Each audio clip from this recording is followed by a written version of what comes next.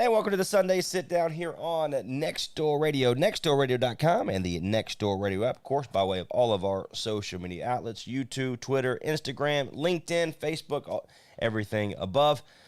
Candidate for Granville County Sheriff Robert Fountain. How are you, my friend? Rested. Good. Rested. Good. Today was a great day.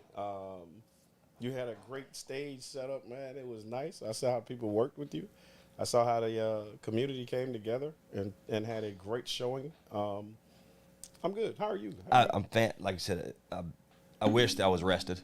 But that you asked me right before you said, how was that long nap? I said, what nap? But again, reason why we are not on 8 o'clock, normally at 8 o'clock, this is on me. I'm over here relaxing and talking, and it's like, wait, we're past 8, so my fault. Again, we are live here on all of our social, of course, on nextdoorradio.com. Candidate for Granville County Sheriff Robert Fountain, and the Sunday Sit Down every single Sunday beginning at 8 p.m. The Pillars of Criminal Justice. Let's kind of do a small little introduction, if you can, real quick, just kind of for those that are just tuning in for the very first time. First, before I do anything, we have to remember that 21 years ago, over 3,000 people died. And we have to always have that moment for those lives that were lost, the first responders that are suffering from things that have happened with the ash and their situations. We have to understand that one of the flights probably stopped another world war when those people fought back on that plane. I think it was 53. I'm not sure the exact number. But they gave their lives in sacrifice for us, right? So we always have to remember this solemn day and always reflect upon the goodness and the caring and what people did to save our country and us. So with that being said, I'm Robert Fountain, candidate for Sheriff of Granville County. We've been on the ground for a while now, trying to meet our people like we did yesterday, trying to introduce ourselves to folks who didn't know, answer questions that they did not have answers to, and to be present and be relevant. So we are going to change the culture of law enforcement in Granville County, which means response times, which means staffing, retention, fight for pay, fight for positions, fight for federal funding, fight for educational opportunities. And the past few weeks, what we've been doing is looking at the pillars of criminal justice. And today we're going to focus on education, and particularly mine, and training, particularly mine, but how that correlates into how we make the sheriff's office better. What the competent, qualified leadership, training, and education does for officers as they matriculate through their careers from the ground up, right? So that's what we did. So you got a question before I go into it? Yeah, no, like I said, this is the Sunday Sit Down with candidate for Granville County Sheriff Robert Fountain every single Sunday here on Next Door. Let's kind of dive right in. I want to kind of start with the training side. Talk a little bit more about that. First, my training path was different than most when people look at the body of work, and that's what I call my CV, my curriculum vitae or resume. It's expansive. So after I left military law enforcement training, from the training component, I attended first line supervision. I attended DCI operators training, narcotics identification classes, what they call NIC. We did, became a scout sniper, along with the SWAT team, the special response team training in the military, NATO operations training. From the standpoint of educational, we went to first line supervision. They call it NCO school in the military. Yeah. So you went to the non-commissioned officers training to where you learned how to lead groups of people. And when people talk about leadership and learning and training, when you can lead 50 or 60 Marines and you can supervise a platoon or a squad, that's a small snippet of some of the leadership skills that you have. Because again, you manage your training and all that stuff. So after I got out, the training went from being a correctional officer, basic training officer. That's where I got my foot into law enforcement to understand that one of the other facets of law enforcement. So as the basic training for a correctional officer, excelled in that down in Salemburg, North Carolina. I went there twice. Uh, and then from that, we did became a general instructor, and not just a general instructor. After I went through and matriculated, I was a firearms instructor, Bushmaster patrol rifle instructor, Remington 870 shotgun, chemical munitions, impact munitions, stinger grenades, electronic mobilization devices, use of force training. Man, Yeah. That's a lot. no, that's a little bit. Yeah. Then we went through again DCI training, went through the process of learning how to interview and training skills. You have to go through certain things just to interview people as part of leadership. You just can't go and be somebody on an interview team unless you went through those training platforms. Cell phone detection. I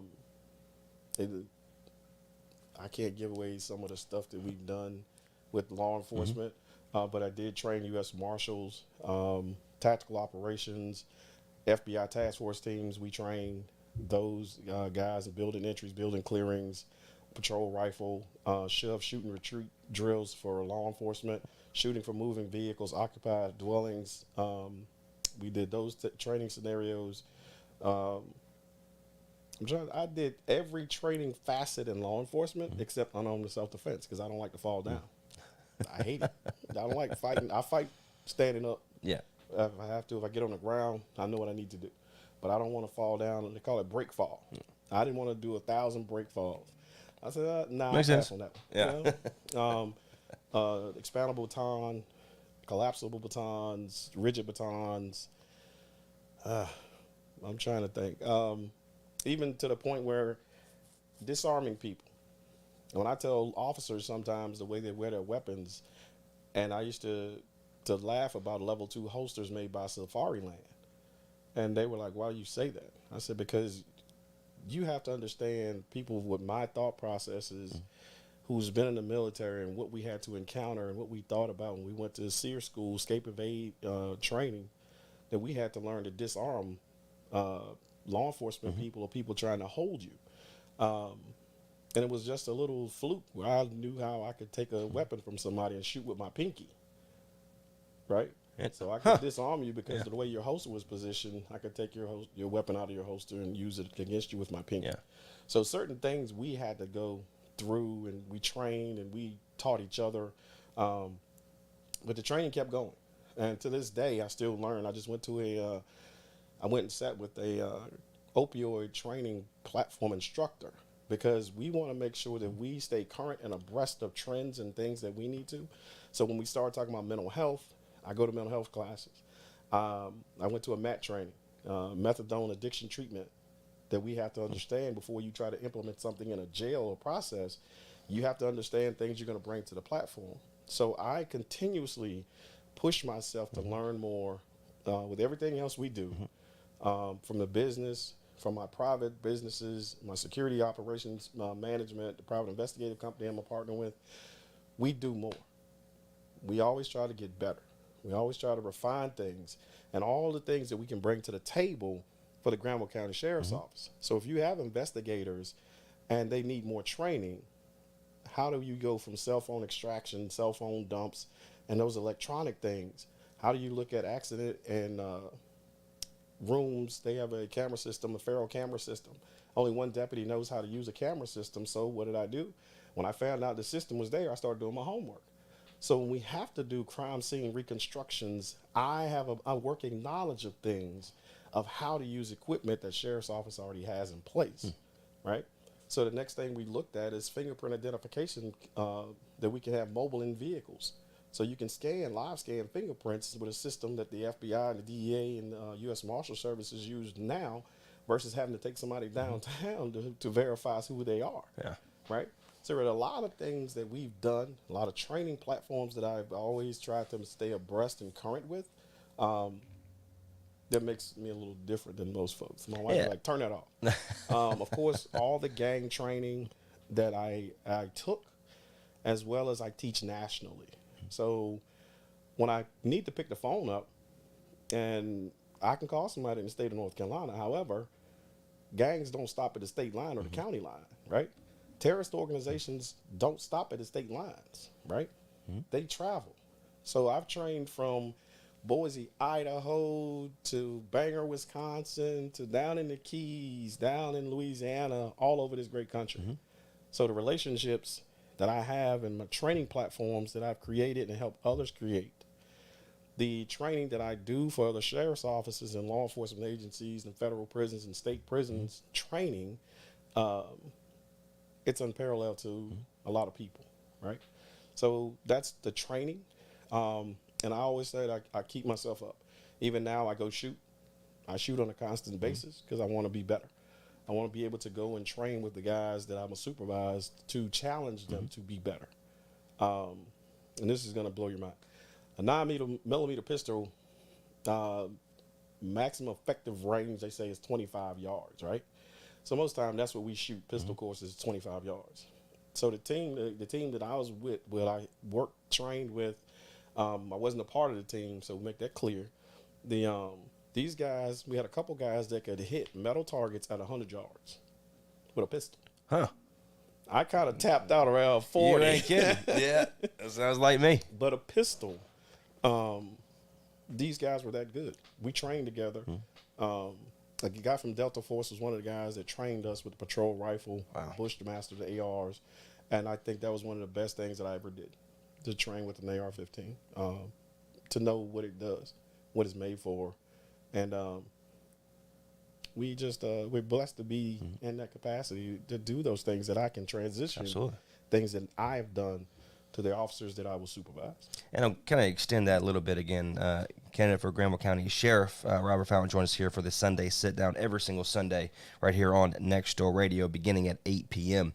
All that training, I mean, you mentioned, one thing after another, and the faucet of what you went through, the traveling, every little faucet of it, that really brings to a good light to bringing to the Granville County Sheriff. Is that correct? Yes. How does that kind of, all that training, what can we expect once, for example, you have the opportunity to become Granville County Sheriff?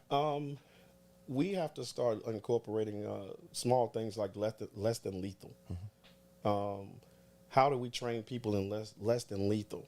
So when you have a deputy or a supervisor that is able to have a tool bag that they can pull resources from, drug overdose to Narcan systems, how to effectively know what you're dealing with when you have somebody that may have overdosed on the side of the street.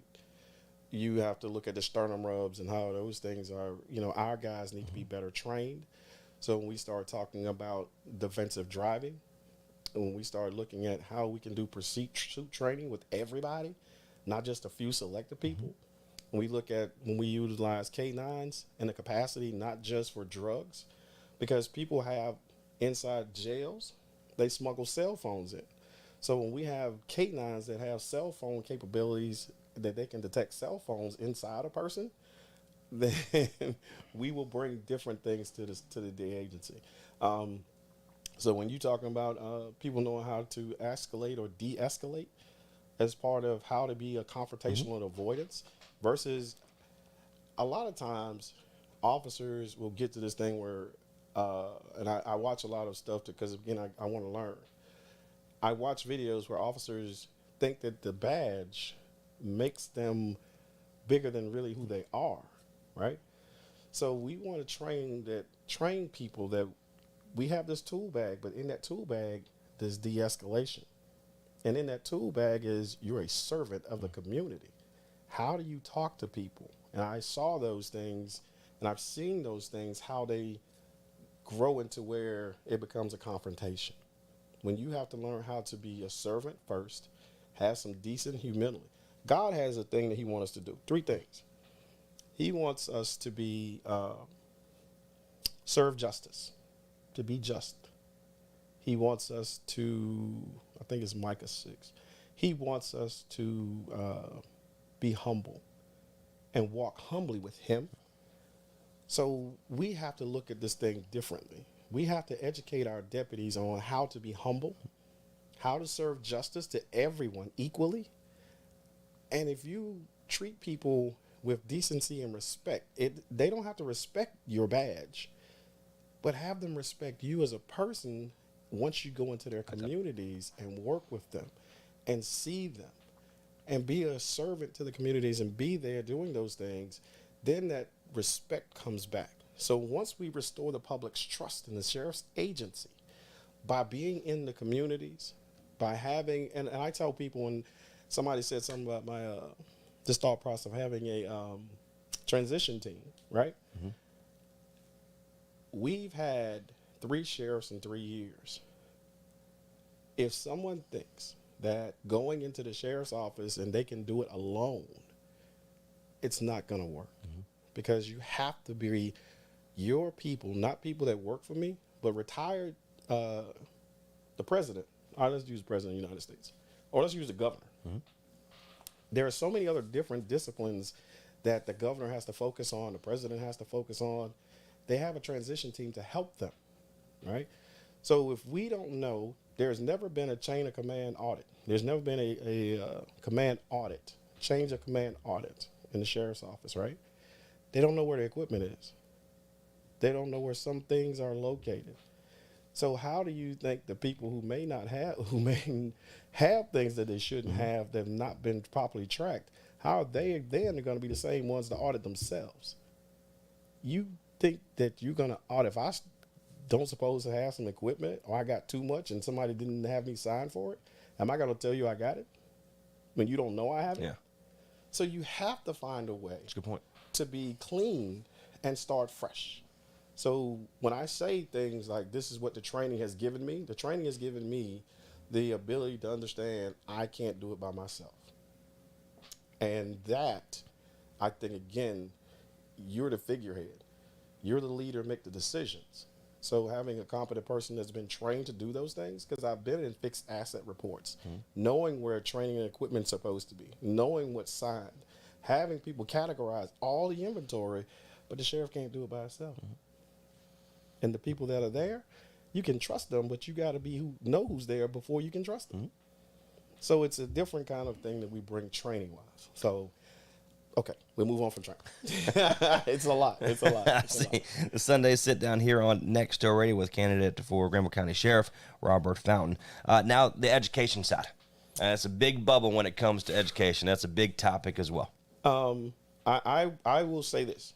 And I challenge all the deputies to make sure that they are educationally sound, because as we as laymen in the business and as we enter the business of law enforcement, a lot of guys don't have degrees and not looking 20 years down the road.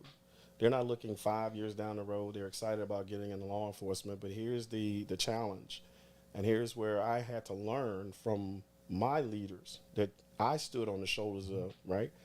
I learned that you have to push yourself to become educated about every facet of law enforcement. So as a deputy, as a military policeman, as anything, you have to do better. You have to get better. That comes through education. And then comes the training. So high school diploma is a qualification to be a sheriff or a deputy. Actually, a high school diploma is pretty much the requirement to be the sheriff, right? 21. So we went through those training things, the qualifications to be sheriff. But how do you become an effective leader? You have to be educated to be an effective leader, right? You have to know different disciplines of every facet of law enforcement. So what I did was I started going to college when I was right out of high school. Wasn't disciplined, needed structure. That's where the Marine Corps came in. So in the Marine Corps, I started taking those NCO courses and the courses that were required for promotional opportunities. So I took those classes. I educated myself and kept my finger on the pulse of what was going on. When I became a correctional officer, I knew where I wanted to go later. So I took classes when I was a correctional officer to get better, college courses, online courses, training platforms, to where I decided as a dad, as a business owner, as a correctional officer, I knew I had to lead by example. So I went to college and started working on my degree. So being a full-time job, being things that was going to make me better, to lead organizations, I attained my degree in criminal justice. But past that, Everything that's out there that we have to look at, that's where the education comes from. You have to stay current. You have to read briefs. You have to look at things. I looked at the Department of Justice has a new platform that they were looking at. I'm not going to tell because somebody else may take it. I'm looking at something with the Department of Justice training platform that will keep me abreast of things. So just like I said with the methadone addiction treatment platforms, that's part of education. Mm-hmm. So how can you say I want to lead an organization, but I'm not committed to educating myself about those things that help me lead this organization? I want to make sure that I build deputies to be the next sheriff. Every one of them have the capacity to be the next guy, the next captain, the next jail administrator, the next court bailiff, head of that divisions that we're going to change. And that's what we want to do. But I want to make sure that the county offers and works with the community college to do tuition reimbursement for these individuals to get their degrees, and they have those opportunities. So that makes them a better qualified individual. And we will challenge them to do those things. Because at the end of the day, if you are looking to stay in this business 30 years, because that's what it normally winds out to be, then you're going to have to be the leader. You're going to have to not just stay as a deputy for your whole career and hope and pray that somebody might do something for you. You have to be competent, qualified, and have the resumes and have the training and skill sets. And that's what we've done. We've built a body of work to make us stand out above others. And that's where I think we excel.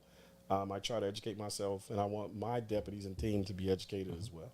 I want them to, when the press, the public comes to a deputy, tell me what you've done. What is your body of work? Well, I went to BLET, but no, what is your body of work? Where's your education qualifications? I want to make sure I line these guys up for the next federal job, the next police job they do. Not just for right now, not but just for later. I love that. I'm thinking about their futures. While I've been there, done that, I want to fix the sheriff's office, leave it in a better position, have more competent, qualified people that are currently there, and bring in others. But I want to turn it over to the next sheriff and say, hey, here's a body of work that you will be proud of, and we did. And the community in itself will say, this guy did what he said. He gave it to where it needed to be, and he went on about his business. My wife have told me that. That's what she tells everybody. So that it's out there. It is what it is. Yeah. We will leave it better than we found it. More competent, more qualified, and every deputy will be proud of what we're going to do. The ones that are leaving, I spoke to some guys that are leaving and young ladies that may be leaving, and I wished them well, and I wanted them to understand, and I will do it publicly. I wish them well. I want them to come back because, the heart is where the home is. So I want these deputies that may leave or have left, come back. Mm-hmm. We need you. We need you, and I promise you, I will respect each of you and hold you accountable, but I'll work side by side for you. So that's what we're going to do. Fantastic. Robert Fountain, candidate for Granville County Sheriff, here in the Sunday Sit Down every single Sunday beginning at 8 p.m., talking about the pillars of criminal justice here on Next Door. Of course, we'd like to finish these the last segment, and I give you 2 minutes to 2 minutes to finish off the open floor, open plan, anything that we want to make sure we discuss before we end tonight. No, I just want to continue to tell people, look, do your body of work. Look at us. Look at us. Challenge the people that are running for the highest office in this agency, the highest law enforcement official in our communities. It's good to be a good guy. All of us are inherently good people. Mm-hmm. But at times like this, at a moment like this, we need more than just a good guy. We need more than just I've been there, I've done that. We need forward thinking. We need progression. We need to understand that the community's safety is at risk, and we need to have somebody that doesn't mind working to unify everybody. We don't care who you are. We don't care what party affiliation you're with. We want to do justice. We want to make our community safer, and we want to be the catalyst to make people want to come back and want to join Granville County Sheriff's Office as we move it into the next generation. This week we're going to be at Creedmoor Music Festival. Hope to see Next Door Radio with Trey Snide in the place. And anyone that sees me down there this weekend, make sure you ride past the billboards that we have down there now, beside True Soul and Dollar General. That's the first time that I've seen my face that big. I got a big head, but that's back in my heyday, there was a billboard back in Myrtle Beach. I could tell you about that later another time. That's right. So other than that, man, I want to thank my team, my family. I surround myself with pastors. They who I look to, my faith-based community shapes my platform. They stay with me and work with me and challenge me to do the right thing. And then the retired law enforcement people that are always in my ear giving me information. Out-of-state individuals. Just talked to a gang coordinator from the state of Georgia, and he's shaping some stuff for me. So, yeah, I got people always trying to make me better. Thank you, Next Door Radio. Thank you, my team. Thank you, Granville County. I look forward to more opportunities to meet more people, and we love what we do. Thanks, Trey. Oh, absolutely. Again, I say it off air, and I'll say it on you are a true man of God, and I do appreciate that, especially for somebody looking to run for a higher office. So I appreciate that very much. Again, my name is Trace Nye with Next Door Radio. He is Robert Fountain, candidate for Granville County Sheriff. This is the Sunday Sit Down, every single Sunday here on Next Door Radio, nextdoorradio.com, Next Door Radio app. God bless you, my friend. Appreciate you. Brother. Appreciate you.